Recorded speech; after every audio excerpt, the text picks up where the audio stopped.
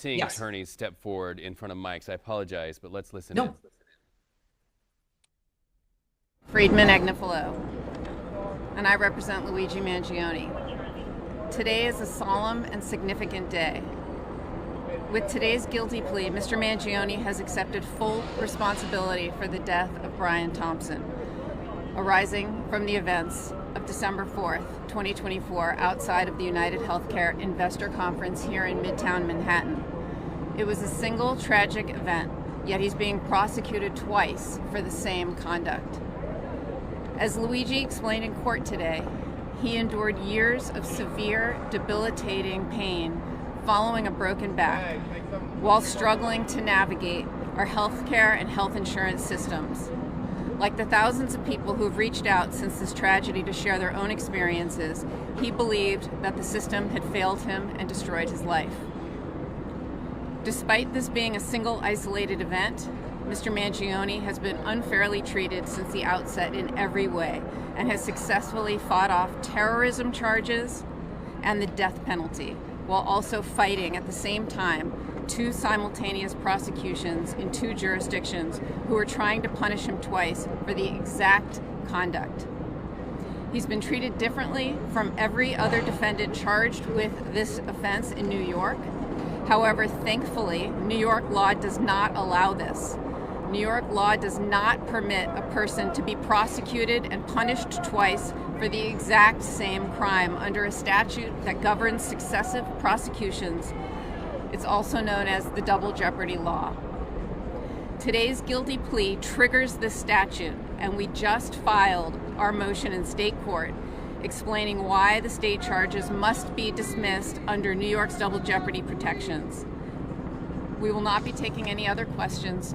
Thank you so much for coming. Madam, does your client have any remorse for the man he shot in the back? So there you have it, making the arguments before the public that they just made in front of the judge, attorneys for Luigi Mangione.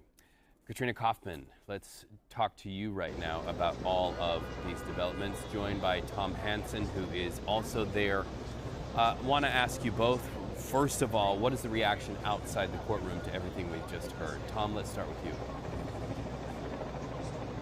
Hey there, Reed. Well, as you can see, that press conference that we just heard from is right over there. And there is kind of a chaotic scene. There's a media gaggle.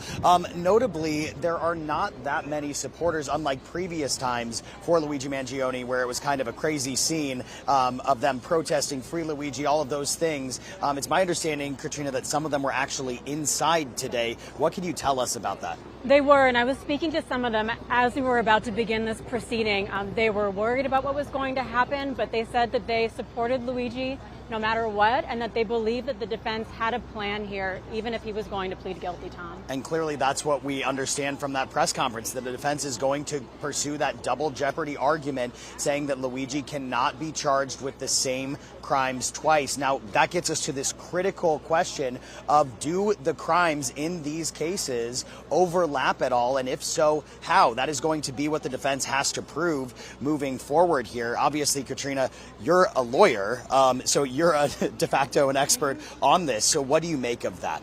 I mean, New York does have a very strict double jeopardy law, but it depends also on the overlap of the charges, on when they consider this to be an actual conviction. So the double jeopardy law kicks in. This will all get litigated before the state judge now. So he will really have a lot of discretion about how he wants to handle this. But from speaking to sources in the district attorney's office, Tom, it seems highly likely that that state trial is going to be delayed while all of this gets figured out. And Katrina, Katrina, we'll be watching that we very just closely. heard I from just those want to also attorneys put a that they have fine filed in state court. They have now filed in state court, Tom, the paperwork that literally scaffolds off of what we saw in federal court today to do just that.